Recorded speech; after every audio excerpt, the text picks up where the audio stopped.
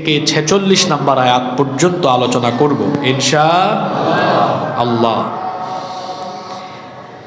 40 নম্বর আয়াত থেকে ধারাবাহিকভাবে 123 নম্বর আয়াত পর্যন্ত ধারাবাহিকভাবে বনি ইসরাইলের ব্যাপারে আলোচনা করা হয়েছে। আল্লাহ তাআলা বলছেন, ইয়া বনি ইসরাঈল আযকুরু নি'মাতি আল্লাতী আন'আমতু আলাইকুম ওয়া আওফু বিআহদি উফি বিআহদিকুম ওয়া ইয়্যায়া ফারহাবুন। আল্লাহ তাআলা বলছেন, ইয়া বনি ইসরাঈল, হে বনি ইসরাইল। এখানে বনি ইসরাইলকে সম্বোধন করা হচ্ছে। প্রশ্ন হচ্ছে, বনি ইসরাইল কারা? বনি ইসরাইল এখানে দুইটা শব্দ, একটা হচ্ছে বানি আর একটা হলো ইসরাইল। বানি মানে হচ্ছে বংশধর বা সন্তানাদি, আর ইসরাইল এটি হচ্ছে একজন নবীর লকব বা উপাধি। ইয়াকুব আলাইহিস সালামের উপাধি ছিল ইসরাইল। ইসরাইল শব্দের অর্থ হলো আল্লাহর বান্দা। তাহলে ইসরাইল যে নবীকে বলা হতো সেই নবীর নাম কি? ইয়াকুব আলাইহিস সালাম। সেই নবীর নাম হলো ইয়াকুব আলাইহিস সালাম। তারই আরেকটা নাম হলো ইসরাইল। ইয়াকুব আলাইহিস সালামের মোট 12 জন সন্তান ছিল। কতজন? এই 12 জন সন্তান থেকে যে বংশধারা নেমে এসেছে, এই 12 সন্তান এবং তাদের বংশধারাকে বলা হয় বানি ইসরাইল। বানি ইসরাইলের সন্তান বা ইসরাইলের বংশধারা। আর ইসরাইল মানে কোন নবী?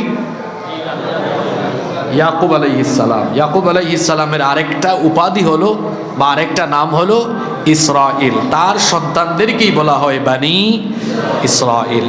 এই বনি ইসরাইল জাতি, এই জাতি আল্লাহ তাআলার তরফ থেকে নিয়ামত লাভ করা, নিয়ামত প্রাপ্ত একটি জাতি। এবং এদেরকে আল্লাহ এত মর্যাদা দিয়েছেন, কোরআনুল কারীমে 114টি সূরা আছে, তার মধ্যে একটি সূরা তাদের নামে আছে। আছে না? এটা কোরআন কারীমের 17 নম্বর সূরা। সূরার নাম হলো সূরা বনি ইসরাইল। এই সূরার আবার আরেকটা নাম আছে, আরেকটা নাম হলো সূরাতু ইসরা। সূরাতু ইসরা। বনি ইসরাইল এমন এক জাতি আল্লাহ যাদেরকে নিয়ামত দিয়েছিলেন। আল্লাহ তাআলা বলছেন, ইয়া বনি ইসরাঈল আযকুরু নি'মাতি আল্লাতী আন'আমতু আলাইকুম ওয়া আওফু বিআহদি উফি বিআহদিকুম ওয়া ইয়্যায়া ফারহাবুন। হে বনি ইসরাইল, আমি তোমাদেরকে যে নিয়ামত দিয়েছি, আমার নিয়ামতের কথা স্মরণ করো। তোমাদের উপরে প্রদত্ত নিয়ামতগুলো তোমরা স্মরণ করো। প্রশ্ন হতে পারে, বনি ইসরাইলকে আল্লাহ তাআলা কি কি নিয়ামত দিয়েছিলেন? বনি ইসরাইল জাতিকে আল্লাহ কি রকম নিয়ামত দিয়েছিলেন? কোরআনে কারীমের বিভিন্ন জায়গায় রব্বুল আলামিন তা তুলে ধরেছেন। কোরআনে কারীমের 45 নম্বর সূরা সূরাতুল জাথিয়া এর 16 নম্বর আয়াতে আল্লাহ তাআলা বলছেন, ওয়ালাকাদ আতাইনা বনি ইসরাঈলাল কিতাবা ওয়াল হুকমা ওয়ান নুবুওয়াতা ওয়া রাযাকনাহুম মিনাত তাইয়্যিবাতি ওয়া فضلناهم على العالمين। আল্লাহ তাআলা বলছেন, আর অবশ্যই আমি বনি ইসরাইলকে কিতাব অর্থাৎ আসমানি কিতাব ওয়াল হুকমের ব্যাখ্যায় মুফাসসিরগণ দুটি অর্থ দিয়েছেন, প্রজ্ঞা, আবার কেউ কেউ বলেছেন রাষ্ট্র ক্ষমতা। 3 নাম্বার হলো ওয়ান নবুওয়া, নবুয়ত। 4 নাম্বার ওয়া রাযাকনাহুম মিনাত তাইয়্যিবাত, পবিত্র রিজিক। 5 নাম্বার হলো ওয়া ফাদ্দালনাহুম আলাল আলামিন, জগৎবাসীর উপরে তাদেরকে যিনি শ্রেষ্ঠত্ব দিয়েছেন তিনি কে? খেয়াল করুন, এই আয়াতে কারিমায় বনি ইসরাইলের উপরে আল্লাহ প্রদত্ত 5টি নিয়ামতের কথা বলা হয়েছে। কয়টা নিয়ামত? 1 নম্বর বলা হয়েছে তাদেরকে কিতাব দেওয়া হয়েছে, অর্থাৎ আসমানি কিতাব তাওরাত দেওয়া হয়েছে। তারপরে বলা হচ্ছে ওয়াল হুকম, রাষ্ট্র ক্ষমতা। আল্লাহ তাআলা বনি ইসরাইলের মধ্যে সর্বপ্রথম যাকে নবুয়তের পাশাপাশি রাষ্ট্র ক্ষমতা দিয়েছিলেন তিনি হচ্ছেন ইয়াকুব আলাইহিস সালামের ছেলে ইউসুফ আলাইহিস সালাম। তাকে আল্লাহ রাষ্ট্র ক্ষমতাও দান করেছিলেন। সুবহানাল্লাহ। হাদিস শরীফে এসেছে আল্লাহর নবী বলেছেন কানাত বানু ইসরাঈলা তাসুসুহুমুল আম্বিয়া। বনি ইসরাইলের নবীরা শুধু মানুষদেরকে আল্লাহর ইবাদতের দিকেই ডাকতেন না, বরং তারা সিয়াসত, রাজনীতির সাথে সম্পৃক্ত ছিলেন। তারা সমাজ এবং রাষ্ট্রকে নেতৃত্ব দিয়েছিলেন, রাষ্ট্র ক্ষমতায় তাদেরকে অধিষ্ঠিত করেছিলেন কে? আজকে আমাদের সমাজে কিছু জাহেল, কিছু অজ্ঞ বের হয়েছে। তারা ইসলাম আর রাজনীতি, ধর্ম আর রাষ্ট্রকে আলাদা রাখতে চায়। তারা বলে যে রাষ্ট্র ব্যবস্থার সাথে, রাষ্ট্র পরিচালনার সাথে ধর্মকে এনে জোড়া দেওয়ার কোনো দরকার নাই। এরা হচ্ছে কোরআন হাদিস সম্পর্কে অত্যন্ত জাহেল, অজ্ঞ, পড়াশোনা নাই। আল্লাহ তাআলা নবীদেরকে শুধু নবুয়তার রিসালতের প্রচার করার দায়িত্বই দেননি, বরং নবুয়তার রিসালতের আরেকটা পার্ট হলো জমিনে আল্লাহ তাআলার হুকুমত বাস্তবায়ন করা। আল্লাহ বনী ইসরাঈলের কথা বলছেন যে আমি এই জাতিকে এত নিয়ামত দিয়েছি। এই আয়াতে 5টা নিয়ামতের কথা বলা হচ্ছে। 1, আমি আসমানি কিতাব দিয়েছি। 2, এদেরকে আমি রাষ্ট্র ক্ষমতা দিয়েছি। 3, ওয়ান নবুওয়াহ, এদেরকে নবুয়ত দিয়েছি। পৃথিবীতে সবচাইতে বেশি নবী এবং রাসূল যেই জাতি বা বংশে এসেছে সেই জাতি বা বংশের নাম হলো বনি ইসরাঈল। এই বংশে এত নবী রাসূল এসেছে। ইব্রাহিম আলাইহিস সালাম হচ্ছেন ইয়াকুব আলাইহিস সালামের দাদা, যে ইয়াকুব আলাইহিস সালামকে বলা হয় ইসরাঈল। ইয়াকুব আলাইহিস সালামের বাপের নাম হলো ইসহাক, ইসহাক আলাইহিস সালামের বাপের নাম হলো ইব্রাহিম। আপনারা জানেন ইব্রাহিম আলাইহিস সালামের এক স্ত্রীর নাম সারা, আর এক স্ত্রীর নাম হাজেরা। হাজেরার ঘরে জন্ম হয়েছে কার? ইসমাইলের। এইদিকে ইসমাইল আলাইহিস সালামের এই বংশে আর কোনো নবী নাই নাই নাই নাই নাই। একদম শেষে এই বংশে এসেছেন আখেরি নবী মুহাম্মদুর রাসূলুল্লাহ সাল্লাল্লাহু আলাইহি ওয়াসাল্লাম। তাহলে এই বংশে ইসমাইল আলাইহিস সালামের পরে আমাদের নবী, অর্থাৎ এই বংশে মোট নবীর সংখ্যা কয়জন? কয়জন? আর ওইদিকে ইব্রাহিম আলাইহিস সালামের ছেলের নাম ইসহাক, ইসহাকের ঘরে ইয়াকুব, ইয়াকুবের ঘরে ইউসুফ। এইদিকে নবী আস্তে আস্তে এই বংশে একেবারে ঈসা আলাইহিস সালাম পর্যন্ত পৃথিবীর সব নবী এই বংশের নবী। সুবহানাল্লাহ পড়তে ইচ্ছে করলো না। এই আয়াতের ব্যাখ্যা শুনুন। আল্লাহ বলছেন আমি এই বংশে বেশি বেশি নবীও দিয়েছি। ওয়ারাযাকনাহুম মিনাত তাইয়্যিবাত, আমি তাদেরকে পবিত্র রিজিক দিয়েছি। এই যে ইহুদিরা এত মাথা মোটা, এত বুদ্ধি এমনি এমনি না তো, এরা আসমানি খাবার খাওয়া জাতি। ওয়ারাযাকনাহুম মিনাত তাইয়্যিবাত, আল্লাহ বলছেন আমি এদেরকে পবিত্র রিজিক দিয়েছি। এরা মান্না সালওয়া খাওয়া জাতি, এদেরকে মান্না সালওয়া দিয়েছেন কে? ওয়া ফাদ্দালনাহুম আলাল আলামিন। আর 5 নাম্বার নিয়ামতের কথা আল্লাহ বলছেন আমি জগৎবাসীর উপরে, বিশ্ববাসীর উপরে আমি তাদেরকে শ্রেষ্ঠত্ব দিয়েছি। সুবহানাল্লাহ। তাহলে এই আয়াতে বনি ইসরাইল জাতির উপরে আল্লাহর কয়টা নিয়ামতের কথা বলা হয়েছে? আসমানি কিতাব, রাষ্ট্র ক্ষমতা, নবুয়ত, রিজিক, শ্রেষ্ঠত্ব। এখন তাদেরকে শ্রেষ্ঠত্ব দেওয়া হয়েছে, তার মানে এই নয় যে তারা উম্মতে মুহাম্মদের চাইতে শ্রেষ্ঠ। পৃথিবীতে সবচাইতে শ্রেষ্ঠ উম্মত হচ্ছেন উম্মতে মুহাম্মাদি। সুবহানাল্লাহ। আমাদের চাইতে শ্রেষ্ঠ পৃথিবীতে আর কেউ নাই। এজন্য আল্লাহ তাআলা কোরআনে কারীমের 3 নম্বর সূরা আলে ইমরানের 110 নম্বর আয়াতে বলছেন, কুনতুম খায়রা উম্মাতিন উখরিজাত লিন-নাসি তা'মুরুনা বিল মা'রুফি ওয়া তানহাউনা আনিল মুনকারি ওয়া তু'মিনুনা বিল্লাহ।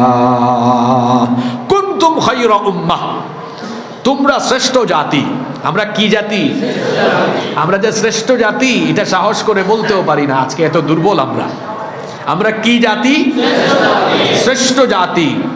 তা'মুরুনা বিল মা'রুফ উখরিজাত লিন-নাস, তোমাদেরকে মানুষের কল্যাণের জন্য বের করা হয়েছে। তা'মুরুনা বিল মা'রুফ, তোমরা মানুষকে সৎ কাজের আদেশ দিবে। ওয়া তানহাউনা আনিল মুনকার, অসৎ কাজে নিষেধ দিবে। এখানে আদেশ আর নিষেধের কথা বলা হয়েছে, আদেশ আর নিষেধ। কোরআনে কারীমের অসংখ্য জায়গায় আমর বিল মা'রুফ আর নাহি আনিল মুনকারের কথা বলা হয়েছে। মুসলমান শ্রেষ্ঠ জাতি, এরা কখনো অনুরোধের জায়গায় পড়ে থাকবে না। এরা এমন জায়গায় যাবে যে তারা সৎ কাজের অনুরোধ না করে আদেশ করবে, অসৎ কাজে নিষেধ করবে। এখন আপনাদের ঘুমন্ত বিবেক জাগ্রত করে বলেন তো, বাংলাদেশে আমরা ইসলাম অথবা মুসলমানরা কি এখনো পর্যন্ত রাষ্ট্র ব্যবস্থার সেই জায়গায় পৌঁছাতে পেরেছে যেখান থেকে আদেশ করে করে সকল অন্যায় বন্ধ করা যায় আর ভালো কাজ চালু করা যায়? মুসলমান কি ওই আদেশের জায়গায় যেতে পেরেছে? জোরে বলেন, যেতে পেরেছে? তাহলে বোঝা গেল আমরা এই আমর বিল মা'রুফ আর নাহি আনিল মুনকারের বাস্তবায়ন করতে পারি নাই। আমরা কি করছি? আমরা বড়জোর এই মসজিদের মিম্বরে বসে আমরা মানুষকে উপদেশ দিচ্ছি, এটা করেন, এটা ভালো, এটা করিয়েন না, এটা খারাপ। ইসলাম এতটুকুতে সীমাবদ্ধ নয়, বরং ইসলামকে এমন জায়গায় নিয়ে যেতে হবে আপনি উপদেশের পাশাপাশি এইটাকে আদেশের মাকামে নিয়ে যাবেন, রাষ্ট্র ব্যবস্থার সর্বোচ্চ জায়গায়। সেখানে ইসলামকে নিয়ে গিয়ে কোরআনের বিধানগুলোকে, আল্লাহর আইনগুলোকে সেখান থেকে বাস্তবায়ন করে সমাজে ভালো কাজের আদেশ দিয়ে অসৎ কাজের নিষেধ করে এর বাস্তবায়ন ঘটাতে হবে। আজকে আপনাদের কথা কি আর বলবো, আমরা হুজুররাই তো একত্রিত হতে পারলাম না। যদি অন্তত আমরা একত্রিত হতে পারতাম তাহলে একটা সম্ভাবনা দেখা দিত। আমরা নিজেরাই কিলাকিলি আর গুতাগুতিতে ব্যস্ত, মারামারি কাটাকাটিতে, রক্তারক্তিতে আমরা ব্যস্ত হয়ে আছি। এজন্য আমি তো প্রায় সময় বলি, পাল্লায় ব্যাঙ রাখা যেমন কঠিন, হুজুরদেরকে এক সারিতে বসানো এমন কঠিন। কারণ বাংলাদেশে আপনি দেখবেন সবচেয়ে হিংসুক হলো হুজুররা। হুজুরদের মতো হিংসুক আপনি অন্য কোনো প্রফেশনের লোকে, অন্য কোনো প্রফেশনে পাবেন না। যারা চাকরি করেন বিভিন্ন সেক্টরে, মনে করেন যারা ব্যারিস্টার আছেন, উকিল আছেন, যারা পুলিশ আছেন, যারা ডিসি আছেন, এসপি আছেন, এরপরে সচিব আছেন, বিভিন্ন জায়গায় বিভিন্ন প্রফেশনে যারা আছেন, আপনাদের সেক্টরে এত হিংসা নাই।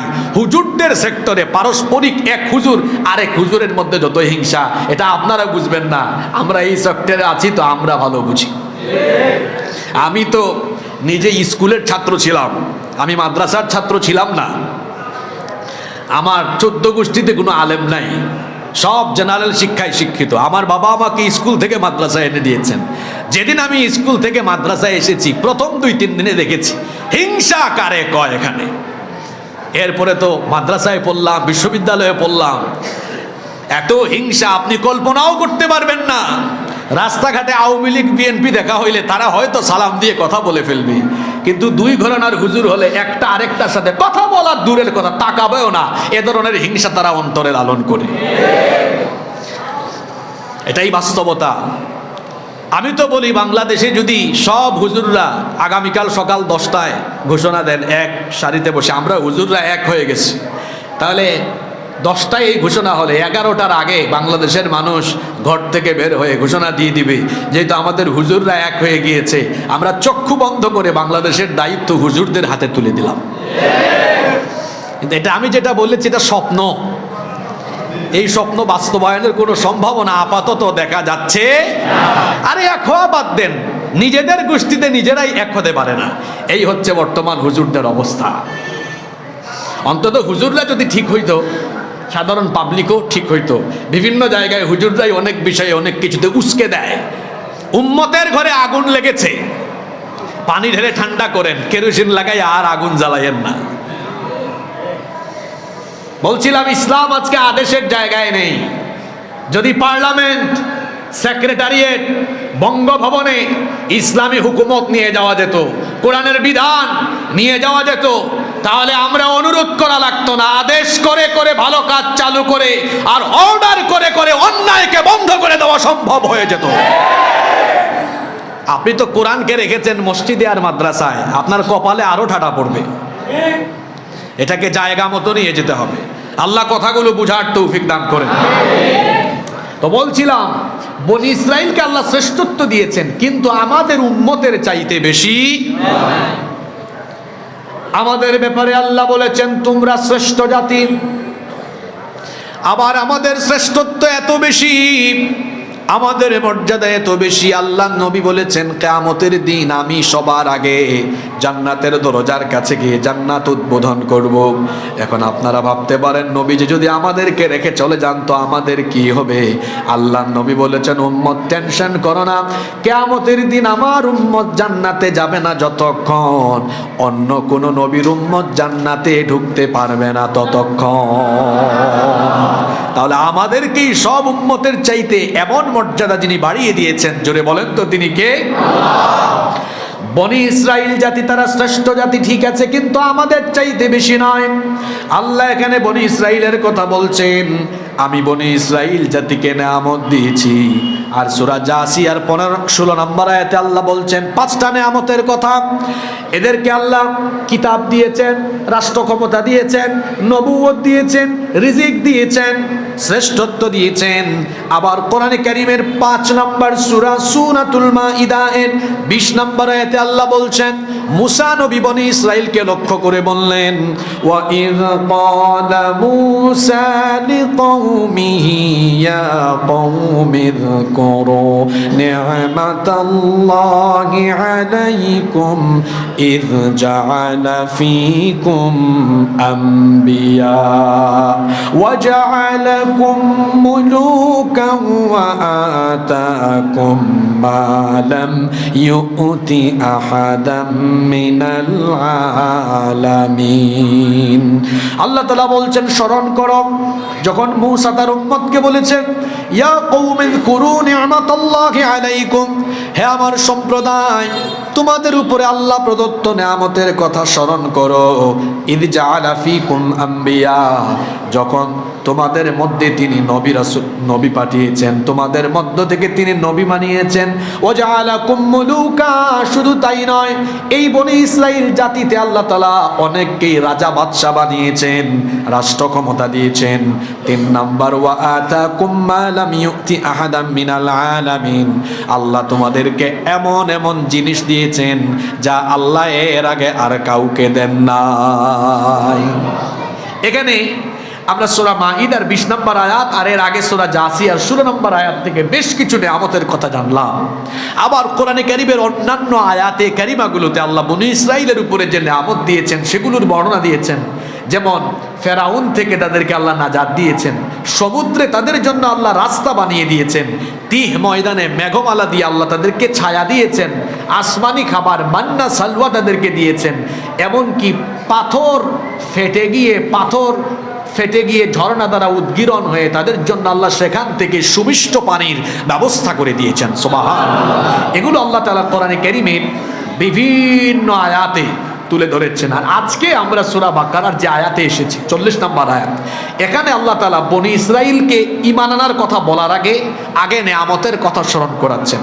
বনি ইসরাইলকে আল্লাহ বলছেন আমার নবীর উপরে ঈমান আনো, ঈমান আনার আগে আল্লাহ নেয়ামতের কথা স্মরণ করিয়ে দিচ্ছেন। আল্লাহ বলছেন, ইয়া বনি ইসরাঈল আযকুরু নি'মাতিয়াল্লাতী আন'আমতু আলাইকুম ওয়া আউফু বিআহদি উফি বিআহদিকুম ওয়া ইয়্যায়া ফারহাবুন।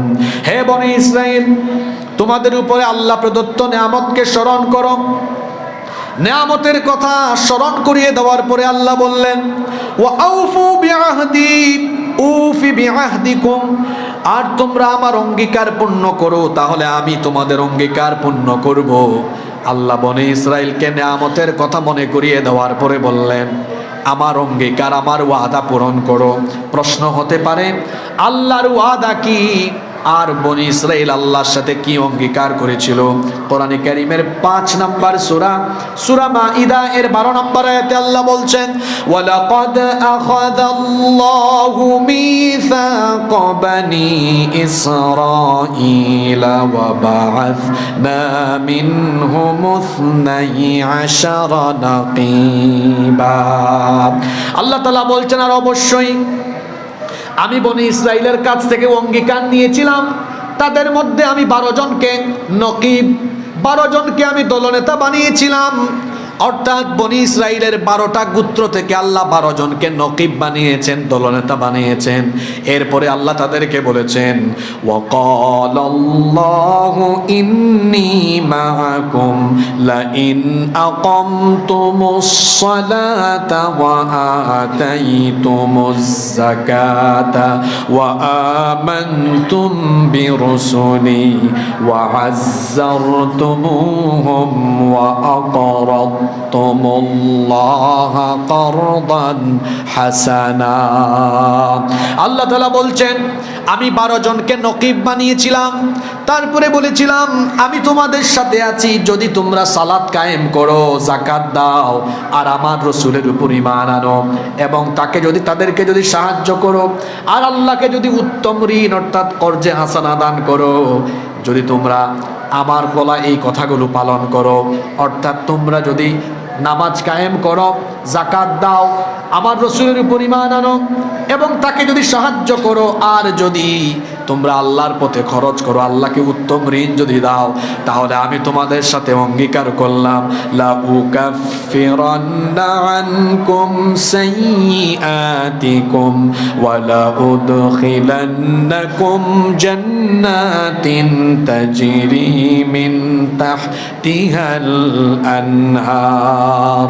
এই 5টা কাজ যদি করো, নামাজ কায়েম করো, যাকাত দাও, আমার রাসূলের উপর ঈমান আনো, তাকে সাহায্য করো, আর কর্জে হাসানা দাও, এই 5টা কাজ যদি করো, হে বনি ইসরাইল জাতি, আমি তোমাদের সাথে ওয়াদা করলাম, তোমাদের যত গুনাহ আছে সকল গুনাহ মাফ করে দিয়ে তলদেশ দিয়ে বহমান হওয়া জান্নাতের মেহমান আমি তোমাদেরকে বানিয়ে দিব। এটা বনি ইসরাইলের সাথে কার অঙ্গীকার? আল্লাহ বলেছেন, আমি আমার অঙ্গীকার পূরণ করব, তোমরাও তোমাদের অঙ্গীকার পূরণ করো। তাদের অঙ্গীকার কি? তাদের অঙ্গীকার হচ্ছে, তাদের কিতাবে এবং তাদের নবী রাসূলদের ভবিষ্যৎবাণীতে এসেছে যে আখেরি নবী আসবেন, সুতরাং আখেরি নবীর উপর ঈমান আনতে হবে। তো তোমরা এই কাজ করো, আমার নবীর উপরে ঈমান আনো, আমার নবীর উপর ঈমান আনে, আমার নবীর সাথে সালাত কায়েম করো, যাকাত দাও, আমার রাসূলকে সাহায্য করো, কর্জে হাসানা দান করো। এই অঙ্গীকার তোমরা পূরণ করলে আমিও আমার অঙ্গীকার পূরণ করে তোমাদের গুনাহ মাফ করে তোমাদেরকে জান্নাতি বানিয়ে দিব। সুবহানাল্লাহ। আল্লাহ তাআলা 40 নম্বর আয়াতে জন্য বলেছেন, ইয়া বনি ইসরাঈল আযকুরু নি'মাতিয়াল্লাতী আন'আমতু আলাইকুম ওয়া আউফু বিআহদি উফি বিআহদিকুম ওয়া ইয়্যায়া ফারহাবুন। হে বনি ইসরাইল, আমি তোমাদেরকে যে নিয়ামত দিয়েছি এগুলো স্মরণ করো, আর আমার অঙ্গীকার পূরণ করো, তাহলে আমিও তোমাদের অঙ্গীকার পূরণ করব, আর আমাকেই তোমরা ভয় করো। এই গেল 40 নম্বর আয়াত। এরপরে 41 নম্বর আয়াতে আল্লাহ বলছেন, ওয়া আমিনু বিমা আনজালতু মুসাদ্দিকান লিমা মাআকুম ওয়া লা তাকুনু আউওয়ালা কাফিরিন বিহি ওয়া লা তাশতারু বিআয়াতি সামানান কালিলান ওয়া ইয়্যায়া ফাত্তাকুন। আল্লাহ তাআলা বলছেন,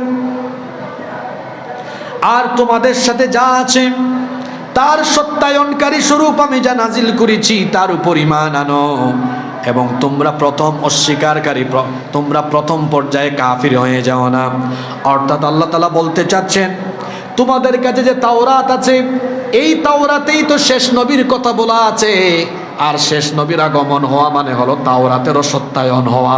শেষ নবী এসেছেন মানে তাওরাতের বলা কথাগুলো সত্য।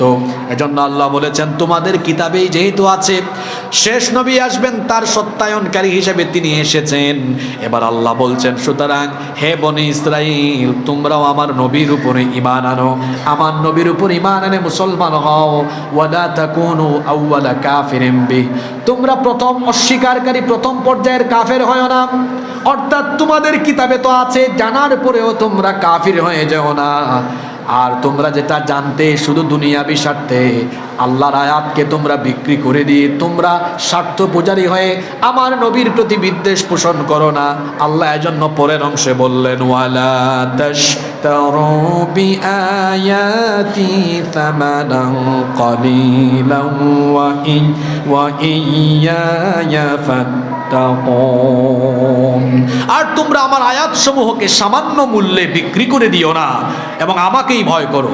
আল্লাহ বনি ইসরাইলকে বলছেন তোমাদের কিতাবেও এটা আছে, তোমরা জানো নবী এসেছেন, তোমাদের কিতাবের সত্যায়ন হয়েছে, এটা জানার পরেও তোমাদের কাছে এই জ্ঞান আছে, এটা জানার পরেও তোমরা শুধুমাত্র স্বার্থের বিনিময়ে দুনিয়ার মোহে পড়ে তোমরা আমার বলা এই বাণীগুলোকে তোমরা দুনিয়ার কাছে বিক্রি করে দিও না। তোমরা যেটা জানো, যেটা তোমাদের জানা আছে, যেহেতু জানাই আছে শেষ নবী আসবেন তার উপরে তোমরা ঈমান আনো।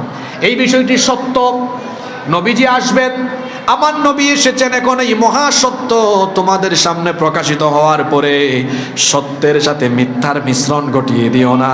এজন্য আল্লাহ পরের আয়াতে বললেন ওয়ালা তালবিসুল হাক্ক বিল বাতিলি ওয়া তাকতুমুল হাক্ক ওয়া আনতুম তা'লামুন, আর তোমরা হককে বাতিলের সাথে মিশ্রণ করে দিও না এবং জেনে বুঝে তোমরা সত্যকে গোপন করো না। বনি ইসরাইলের স্বভাব ছিল, ইহুদিদের খাসলত ছিল, তারা সত্য বিষয়ে জানতো, জানার পরেও তারা সত্যকে গোপন রাখতো। আল্লাহর নবীকে দেখার পরে আল্লাহর নবীর চারিত্রিক বৈশিষ্ট্য তাদের চোখের সামনে উদ্ভাসিত হওয়ার পরে আল্লাহর নবীর গুণগুলো তারা জানার পরেও, নবীজিকে শেষ নবী হিসাবে জানার পরেও তারা নিজেরা ঈমান আনে নাই। এজন্য আল্লাহ বলেছেন এই সত্যটা জানার পরে কেন তোমরা হক আর বাতিলকে মিশ্রণ করো, কেন তোমরা জেনে বুঝে সত্যকে গোপন করো? এটা করো না, বরং ঈমান আনো। ঈমান এনে আমার নবীর সাথে সালাত কায়েম করো, যাকাত দাও।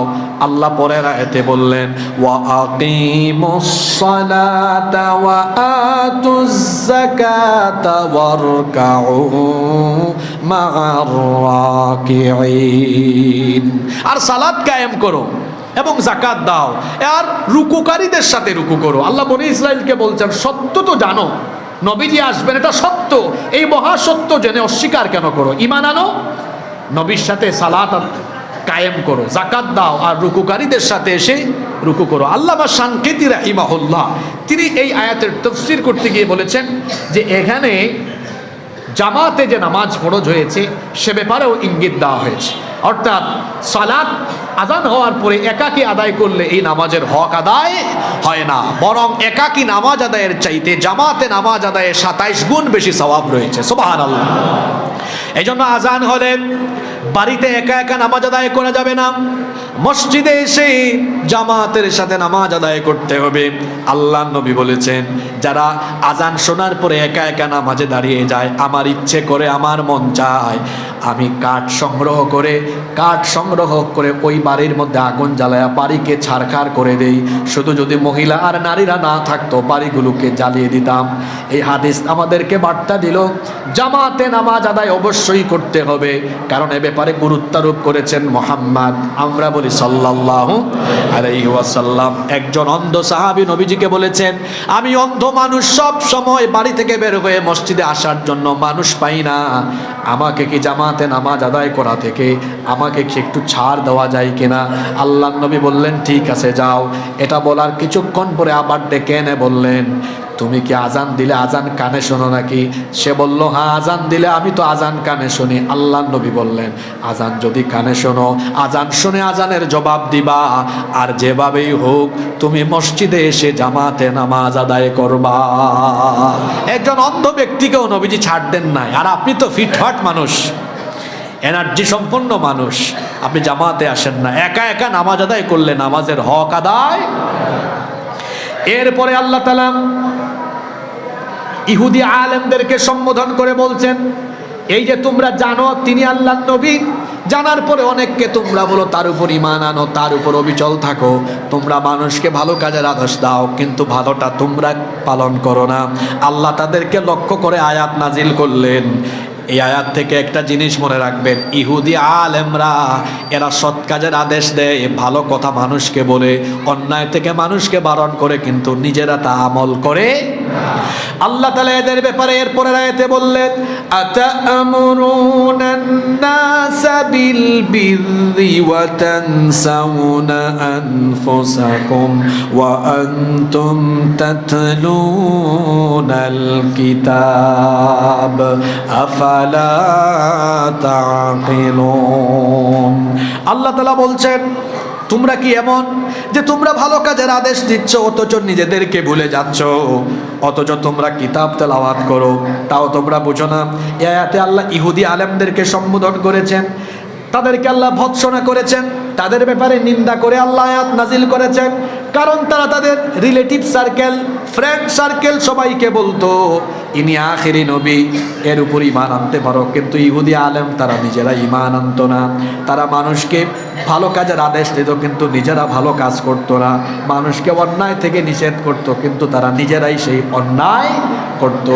এজন্য আল্লাহ তাআলা এই আয়াত দিয়ে মুসলিম উম্মার আলেমদেরকেও সতর্ক করে দিয়েছেন।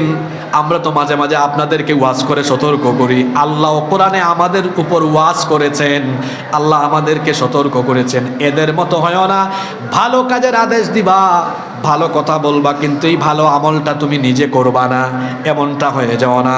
কারণ আল্লাহ তাআলা কোরআনে কারীমের অন্য আয়াতে বলেছেন, সূরা সফের 2 নম্বর আয়াত থেকে আল্লাহ বলছেন, ইয়া আইয়ুহাল্লাযীনা আমানু লিমা তাকুলুনা মা লা তাফআলুন কাবুরা মাকাতান ইনদাল্লাহি আন তাকুলু মা লা তাফআলুন।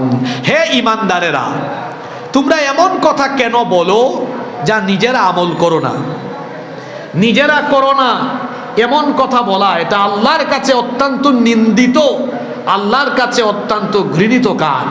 আল্লাহ নিষেধ করেছেন, যা তুমি বলো তা তুমি করো, যেটা করো না সেটা তুমি বলতে যাও না। কারণ এটা ইহুদি আলেমদের স্বভাব। এই জন্য আমরাও যখন মানুষের সামনে কথা বলি, আমরা আল্লাহর কাছে তৌফিক কামনা করি, আল্লাহ আমাদের মুখ দিয়ে তুমি যেটা মানুষের সামনে বলাও এগুলো আমাদের বাস্তব জীবনে আগে আমাদেরকে আমলের তৌফিক দিয়ে দিও। কারণ এই জায়গাটা বড় সেনসিটিভ জায়গা।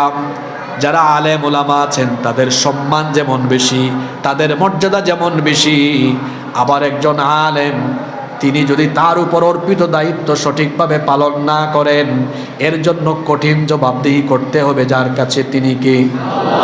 খুব ভয়ঙ্কর হাদিস।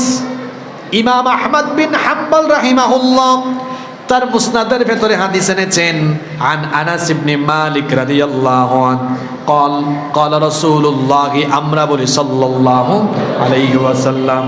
আনাস বিন মালিক রাদিয়াল্লাহু আনহু এই হাদিসের বর্ণনাকারী সাহাবী, তিনি বলছেন রাসূল করিম সাল্লাল্লাহু আলাইহি ওয়াসাল্লাম বলেছেন, মারারতু লাইলাতা আসরিয়া বি আলা কওমিন তুকরাদু শিফাহুহুম বিমাকারিদা মিন নার।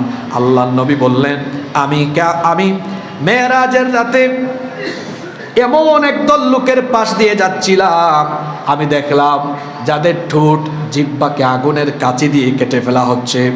আমি এটা দেখার পরে জিবরিলকে বললাম, মা হাউলাই, এরা কারা, কেন এদের জিহ্বার ঠোঁটকে আগুনের কাঁচি দিয়ে কেটে ফেলা হচ্ছে? জিবরিল তখন বললেন, হাউলাই খুতাবা উম্মাতিক, হাউলাই খুতাবা উম্মাতিকা মিন আহলিদ দুনিয়া। এরা হচ্ছে দুনিয়ার সেই সকল আলেম, সেই সকল বক্তা, সেই সকল খতিব, সেই সকল ইমাম, সেই সকল উপদেশদাতা, কানু ইয়া'মুরুনান নাসা বিল বিররি ওয়া ইয়ানসাউনা আনফুসাহুম ওয়া হুম ইয়াতলুনাল কিতাবা আফালা ইয়াকিনুন। এরা হলো সেই সকল আলেম, সেই সকল বক্তা, সেই ইমাম, সেই খতিব, সেই আলেম যারা মানুষদেরকে সৎ কাজের আদেশ দিত, কিন্তু তারা নিজেদের ব্যাপারে তা ভুলে যেত। মানুষকে সৎ কাজের কথা বলতো কিন্তু নিজেরা সৎ কাজ করতো না। আরেকটি হাদিস বুখারী এবং মুসলিম শরীফে এসেছে। এই হাদিসের বর্ণনাকারী সাহাবী হচ্ছেন উসামা ইবনু যায়েদ রাদিয়াল্লাহু আনহু। তিনি বলছেন আল্লাহর রাসূল বলেছেন, ইউজাউ বির রাজুলি ইয়াউমাল কিয়ামাতি ফায়ুলকা ফিন-নার। কিয়ামতের দিন এক ব্যক্তিকে এনে জাহান্নামে নিক্ষেপ করা হবে। ফাতান্দালিকু আকতাবুহু ফিন-নারি ফায়াতহানু ফিহা কাতাহমিল হিমারি বিরাহাহু। আল্লাহর নবী বলেছেন কিয়ামতের দিন এক ব্যক্তিকে যখন জাহান্নামে নিক্ষেপ করা হবে, জাহান্নামের আগুনে নিক্ষেপ করার সাথে সাথেই তার পেট থেকে নাড়ি বুড়ি বের হয়ে যেতে থাকবে। সে নাড়ি বুড়িকে কেন্দ্র করে এমন ভাবে ঘুরতে থাকবে যেভাবে আটার চাক্কিকে কেন্দ্র করে গাধা ঘুরতে থাকে, ওই ব্যক্তিও তার নাড়ি বুড়িকে কেন্দ্র করে ঘুরতে থাকবে। এই ব্যক্তির অবস্থা দেখে লোকজন জিজ্ঞেস করবেন, আইয়ু ফুলানুক মা শানুক। তখন বলা হবে, হে অমুক, তোমার ব্যাপার কি? আলাইসা কুনতা তা'মুরুনা বিল মা'রুফি ওয়া তানহানা আনিল মুনকার। তুমি কি সেই ব্যক্তি নও যে দুনিয়াতে মানুষকে সৎ কাজের আদেশ দিতে, অসৎ কাজ নিষেধ করতে? তো তোমার পরিণতি আজকে এমন হলো কেন? ওই ব্যক্তি তখন জাহান্নাম থেকে জবাব দিবে, কুনতু আমরুকুম বিল মা'রুফ, আমি মানুষকে সৎ কাজের আদেশ দিতাম, ওয়ালা আতি, কিন্তু আমি সৎ কাজ করতাম না, ওয়া আনহাকুম আনিল মুনকার, আমি মানুষকে অসৎ কাজ থেকে বারণ করতাম, ওয়া আতি, কিন্তু আমি নিজেইও সৎ কাজ করতাম। কত ভয়ঙ্কর কথা, কত ভয়ঙ্কর কথা। আমরা যারা মানুষের সামনে কথা বলি, আমরা যারা মানুষের ইমামতি, মানুষের খেতাবতি করি, আমরা আল্লাহর কাছে তৌফিক কামনা করছি, আমরা যেটা বলি সেটা যেন আগে আমরা আমল করি। আল্লাহ তৌফিক দান করেন। আল্লাহ ইহুদি আলেমদেরকে বলছেন, তোমরা জানো ইনি আমার নবী, এটা জানার পরেও তোমরা মানুষকে ঈমান আনার কথা বলো, কিন্তু তোমরা ঈমান আনো না। আল্লাহ তাদেরকে বললেন, আতা'মুরুনান নাসা বিল বিররি ওয়া তানসাউনা আনফুসাকুম ওয়া আনতুম তাতলুনাল কিতাব আফালা তাকিলুন। তোমরা কি এমন যে তোমরা মানুষকে ভালো কাজের আদেশ দিচ্ছ অথচ নিজেদেরকে ভুলে যাচ্ছ? তোমরা কিতাব তেলাওয়াত করো কিন্তু তা বুঝো না।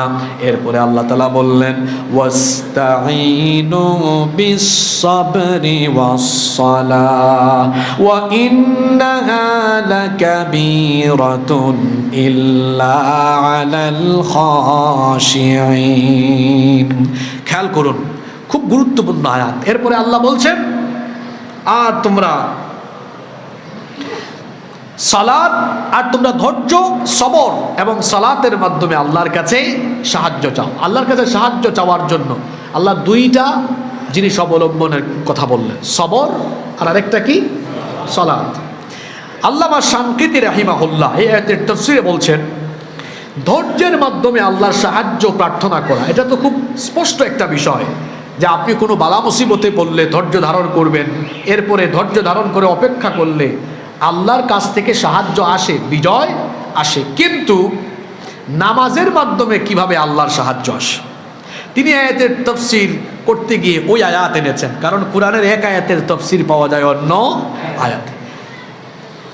সূরা আনকাবুতের ৪৫ নম্বর আয়াত তিনি টেনে আনলেন, যেখানে আল্লাহ বলেছেন কিভাবে নামাজের মাধ্যমে আপনি সাহায্য পাবেন। আল্লাহ বলছেন, উতলু মা উহিয়া ইলাইকা মিনাল কিতাবি ওয়া আকিমিস সালাহ ইন্নাস সালাতা তানহা আনিল ফাহশাই ওয়াল মুনকারি ওয়ালাযিকরুল্লাহি আকবার ওয়াল্লাহু ইয়ালামু মা তাসনাউন। হ্যাঁ নবী, তোমার কাছে যা ওহী হিসাবে এসেছে তা তেলাওয়াত করো আর সালাত কায়েম করো। নিশ্চয়ই সালাত অন্যায় এবং অশ্লীল কাজ থেকে মানুষকে দূরে রাখে। সুবহানাল্লাহ। নামাজ আপনাকে অন্যায় থেকে, অশ্লীলতা থেকে ফিরিয়ে রাখবে। একজন যুবক সে যদি নামাজে আসে, ও মসজিদ থেকে বের হয়ে এই রাস্তা দিয়ে সুন্দরী জরিনা বা সকিনা হেঁটে গেলে ও তাকাতে তার মধ্যে লজ্জাবোধ কাজ করবে। আমি যদি তাকাই, লোকে যদি বলে, লোকে যদি এটা দেখে ভাববে হে নামাজও আদায় করে আবার মেয়েদেরকে নিয়ে টিটকারিও মারে, অন্তত লজ্জার কারণে এটা থেকে তার চক্ষুকে সে বাঁচিয়ে রাখতে পারবে। যে ব্যক্তি 5 ওয়াক্তের নামাজে আসবে, ওই ব্যক্তি আশেপাশে কোনো কনসার্ট হলে সেখানে উপস্থিত হওয়া নিয়েও লজ্জাবোধ করবে। মানুষ দেখলে কি বলবে, আমি নামাজেও যাই আবার গান বাজনায়ও যাই। যে ব্যক্তি নামাজে আসে, ওই ব্যক্তি কোনো অশ্লীল অনুষ্ঠানের দিকে যাওয়ার আগে 100 বার চিন্তা করবে, আমি নামাজে যাই, এখন ওখানে গেলে আমার নামাজ তো আর ঠিক থাকলো না, আমার মতো নামাজির তো এই আমল হতে পারে না। এজন্য নামাজ আদায় করলে, নামাজে আসলে পরে মানুষ অটোমেটিক অনেক গুনাহ থেকে বাঁচতে পারে। আর যে ব্যক্তি নামাজ যথাযথভাবে আদায় করে, নামাজ যে ব্যক্তি বুঝে উপলব্ধি করে, আল্লাহ তাকে অটোমেটিকলি সব ধরনের অশ্লীল কাজ থেকে ফিরায় রাখেন। সুবহানাল্লাহ। আমার একটা হাদিস মনে পড়ল, এটা হাদিসে কুদসি। আল্লাহ তাআলা বলেছেন, যে বান্দা আমার জিকির করে, আমাকে স্মরণ করে, যে বান্দা আমার জিকির করে, আমার স্মরণ করে, আমিও তো তাকে স্মরণ করি। আর বান্দা যখন আমার ইবাদত বন্দেগী করে, তখন আমি আমার বান্দাকে ভালোবাসি। আর আমি যখন আমার বান্দাকে ভালোবাসি, তখন তার কান আমার কান হয়, তার চোখ আমার চোখ, তার হাত আমার হাত, তার পা আমার পা হয়ে যায়। সুবহানাল্লাহ যে পড়লেন, এটা তো না বুঝে পড়ছেন, বুঝার পরে সুবহানাল্লাহ কইেন। কি বুঝছেন আপনি যে আগেই সুবহানাল্লাহ বললেন? ওই ব্যক্তির চোখ আল্লাহর চোখ, তার কান আল্লাহর কান, তার হাত আল্লাহর হাত, তার পা আল্লাহর পা। সুবহানাল্লাহ যে কইলেন, বলেন তো কোনো কিছু কি আল্লাহর মতো? লাইসা কামিসলিহি শাইউন, কোনো কিছুই আল্লাহর মতো। তাহলে এখানে বলা হয়েছে যে আমি বান্দার কান হই, আমি বান্দার চোখ হই, আমি বান্দার হাত, আমি বান্দার পা হয়ে যায়। এটা বোঝানোর জন্য আমি একটা ঘটনা বলি। মনে করেন এখানে একটা পুকুর আছে, এখানে একটা পুকুর আছে। এখন এখানে অনেকগুলো বাসা আছে। কোনো একটা বাড়ির 2-3 বছরের একটা বাচ্চা যদি পুকুরের দিকে এগিয়ে আসে, পুকুরের দিকে দৌড়াতে থাকে, তার মা বাবা এটা দেখার পরে তারা কি দাঁড়িয়ে থাকবে, নাকি বাচ্চাকে এসে এখান থেকে টেনে নিয়ে যাবে? কেন টেনে নিয়ে যাবে? কারণ মা বাবা তার সন্তানকে ভালোবাসে। মা বাবা তার সন্তানকে কি করে?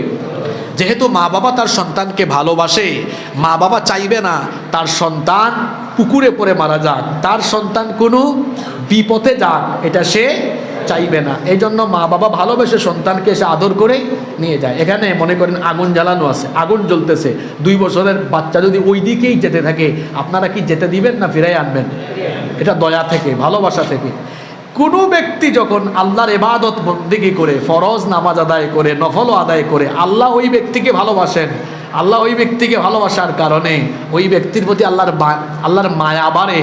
যেভাবে একটা সন্তান আগুনের দিকে, পুকুরের দিকে গেলে মা বাবা ভালোবেসে ফিরাইয়া আনে, আল্লাহ যখন কোনো বান্দাকে ভালোবাসেন, তার চক্ষু খারাপ দিকে চলে গেলে আল্লাহ নিজের মহব্বতে ফিরাইয়া আনেন। তার হাত যখন খারাপ দিকে যায়, পা যখন খারাপ দিকে চলে যায়, আল্লাহ নিজ দায়িত্বে মায়া করে ওই বান্দাকে খারাপ কাজ থেকে ফিরাইয়া আনেন। এবার সুবহানাল্লাহ পড়েন, কোনো অসুবিধা নাই, বুঝে শুনে পড়েন। তাহলে কি বুঝলেন? আপনি যখন নামাজি হয়ে যাবেন, এটা হাদিসে কুদসির কথা বলেছি, যেখানে বলা হয়েছে যে ব্যক্তি ফরজ নামাজ আদায় করবে, পাশাপাশি নফল আদায় করবে, আমি তাকে ভালোবাসবো। আর আমি যখন ভালোবাসবো, তাকে সব কাজ থেকে ফিরাইয়া আনবো। আপনি নামাজ আদায় করে দেখেন, আল্লাহ দায়িত্ব নিবেন আপনাকে অশ্লীল এবং অন্যায় কাজ থেকে হেফাজত করার। আল্লাহু আকবার। বলবেন হুজুর কই 5 ওয়াক্ত নামাজ আদায় করে, হে দেখি সুদও খায়, ঘুষও খায়, তো কেমনে আল্লাহ তাকে ফিরায় রাখতেছেন? আসল কথা হলো, এই ব্যক্তি নামাজ আদায় করে কিন্তু নামাজ বুঝে না, সে নামাজের মর্ম বুঝে না। নামাজের অন্তর্নিহিত মর্ম যেই ব্যক্তি বুঝে নামাজ আদায় করবে, এই ব্যক্তিকে আল্লাহ অশ্লীল কাজ থেকে, অন্যায় কাজ থেকে ফিরাবেন। এই গ্যারেন্টি আল্লাহ নিজেই দিয়েছেন। সুবহানাল্লাহ। এরপরে আল্লাহ বলছেন, সালাত এবং ধৈর্যের মাধ্যমে আল্লাহর সাহায্য চাও, ধৈর্য সবর আর নামাজের মাধ্যমে আল্লাহর সাহায্য চাও। নামাজ ওয়া ইন্নাহা লাকাবীরাতুন, নিশ্চয়ই এটা একটা কঠিন কাজ। ভালো করে শুনেন, এটা শেষ আয়াত। আল্লাহ বলছেন নিশ্চয়ই নামাজ হলো একটা কঠিন কাজ। কেউ চুপ থাকবেন না, জবাব দেন তো। আল্লাহ আয়াতে নামাজকে সহজ কাজ বলেছেন না কঠিন কাজ বলেছেন? নামাজ একটা কঠিন কাজ, কঠিন ডিউটি। এরপরে আল্লাহ বলেছেন ইল্লা আলাল খাশিঈন, তবে যারা আমাকে ভয় করে তাদের জন্য এটা মোটেও কোনো কঠিন কাজ নয়। সুবহানাল্লাহ। আমরা বললাম আল্লাহ কারা আপনাকে ভয় করে তাদের পরিচয় একটু দিয়ে দেন। আল্লাহ বললেন আল্লাযীনা ইয়াযুন্নুনা আন্নাহুম মুলাকু রাব্বিহিম ওয়া আন্নাহুম ইলাইহি রাজিউন। যারা ধারণা করে, যারা বিশ্বাস করে একদিন আমার রবের সামনে আমি দাঁড়াবো, তার সামনে আমার বিচারের সম্মুখীন হওয়া লাগবে, এই বিশ্বাস, এই ধারণা অন্তরে লালন করে যারা নামাজ ছাড়বে না, তারা এই বিশ্বাস অন্তরে লালন করে যারা নামাজি বান্দা হয়ে যায় তারা। আজান হয়, আপনি যে ঘুমিয়ে থাকেন, ফজরের নামাজে ঘুমান, ওই যে জাতীয় কবি বলেছেন ঘুমাইয়া কাজা করেছ ফজর, তখনও জাগনি যখন জোহর, হেলায় খেলায় কেটেছে আসর, মাগরিবের ওই শুনিয়া যান, এখনো জামাতে হওরে শামিল, এখনো এর সাথে আছে স্থান, বাজিছে দামামা বাদরে আমামা, শির উঁচু করি মুসলমান, দাওয়াত এসেছে নয়া জামানার, ভাঙা কেল্লা আয়ুরে নিশান। কবিতার প্রতিটি লাইনে যেন আমাদের জীবনের চরম বাস্তবতা তুলে ধরেছেন। আমাদের ফজর তো ঘুমায় যায়, হোক সেটা শীতকালে, গ্রীষ্মকালে আর বর্ষাকালে, ফজরের নামাজ আদায় করা একটা চ্যালেঞ্জের ব্যাপার। ফজর না আদায় না করে ঘুমিয়ে আস। কেমন করে ঘুমাও তুমি, কেমন করে ঘুমাও তুমি, ফজর করে কাজা, এমন তো হতে পারে জোহরে জানাজা। হতে পারে না? জোহরে তো জানাজা হতে পারে, আপনি নামাজ আদায় করেন না। একদিন আল্লাহর সামনে দাঁড়াবেন, সেই দিন বিচারের সম্মুখীন হবেন। হাসরের মাঠে আল্লাহ প্রথম যে আমল সম্পর্কে প্রশ্ন করবেন, সেই আমল কি? ওয়াজ তো আপনারা আমার থেকে ভালো জানেন, তা আমলের বেলায় তো নাই। আসরে মানুষ পাওয়া যায় না, মাগরিবে মানুষ পাওয়া যায় না। শয়তান কোন সময় হাসে আর কোন সময় কাঁদে শোনেন? তার আগে এই কথা শুনেন, এই যে ইবলিস, সে তো জান্নাতে ছিল, আল্লাহ তাকে জান্নাত থেকে বের করে দিলেন। কেন আল্লাহ তাকে জান্নাত থেকে বের করে দিলেন? সে আল্লাহ তাআলাকে কি দেয় নাই? সাজদা দেয় নাই। কয়টা সাজদা? একটা সাজদা না দেওয়ার কারণে আল্লাহ তাকে জান্নাত থেকে বের করে দিয়েছেন। যখনই সে জান্নাত থেকে বের হয়েছে, সে ওয়াদা করেছে আল্লাহর সাথে, যেহেতু আমাকে তুমি জান্নাত থেকে বের করে দিয়েছো, আদম এবং তার সন্তানদেরকে আমি জান্নাতে ঢুকতে দিব না।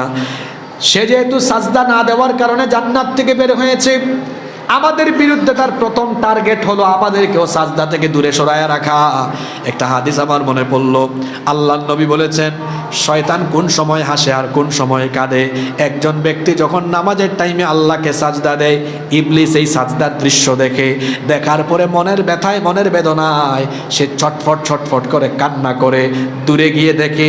দেখার পরে কি বলে নবীজি বলেছেন, কোন ব্যক্তি যখন সাজদা দেয়, ইরতাজালা শাইতানু ফায়াবকি ওয়া ইয়াকুল, শয়তান তার নিকট থেকে দূরে চলে যায়। এটা দেখে ফায়াবকি, সে কান্না করে, ওয়া ইয়াকুল, আর বলতে থাকে উমির ইবনু আদম বিসসুজুদ, আদম সন্তানকে সাজদার আদেশ দেওয়া হয়েছে।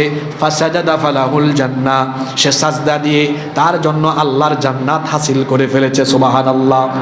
ওয়া উমিরতু বিসসুজুদ, আমাকেও তো সাজদার আদেশ দেওয়া হয়েছিল, ফাআবাইতু, আমি সে আদেশ অমান্য করেছিলাম, ফালিন্নার, এজন্য আমার জাহান্নাম আমার জন্য অবধারিত হয়েছে, আমার জন্য।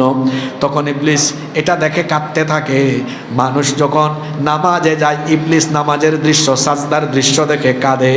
আর ইবলিস যাকে ধোঁকা দিয়ে নামাজ থেকে ফিরাতে পারে, ইবলিস ওই লোকটাকে দেখে হাসে। এই হাদিস আমাদেরকে কি বার্তা দিল? আমরা যখন নামাজের টাইমে নামাজে আসি, ইবলিস আমাদেরকে দেখে হাসে না কাঁদে? আর আমরা যখন নামাজের টাইমে ইবলিসের খেলাফত গ্রহণ করি, ইবলিসের খেলাফত গ্রহণ করে, আমরা যখন ইবলিসের খেলাফত গ্রহণ করে ইবলিসের কথা মতো নামাজ ছেড়ে দেই, তখন ইবলিস আমাদেরকে দেখে হাসে না কাঁদে? ওকে ফাইন, তাহলে আজকে আপনি এখানে সিদ্ধান্ত নিয়ে যান, আপনি আসর, মাগরিব, এশা প্রতিদিনের 5 ওয়াক্ত নামাজের টাইমে আপনি কি শয়তানকে হাসাবেন না কাঁদাবেন? জোরে বলেন। যারা বললেন না, তারা কি করবেন? নামাজের টাইমে ইবলিসকে হাসাবেন না কাঁদাবেন? কাঁদাতে হলে কি করতে হবে? নামাজে আসতে হবে। যে ঈমান নামাজে আনতে পারে না, এই ঈমান আপনারা জান্নাতে নিতে পারবে? আল্লাহকে ভয় করুন, 5 ওয়াক্ত সালাত যথাসময়ে আদায় করুন। আমরা আজকে 46 নম্বর আয়াত পর্যন্ত আলোচনা করলাম। আগামী জুমায় আমি আসবো ইনশাআল্লাহ।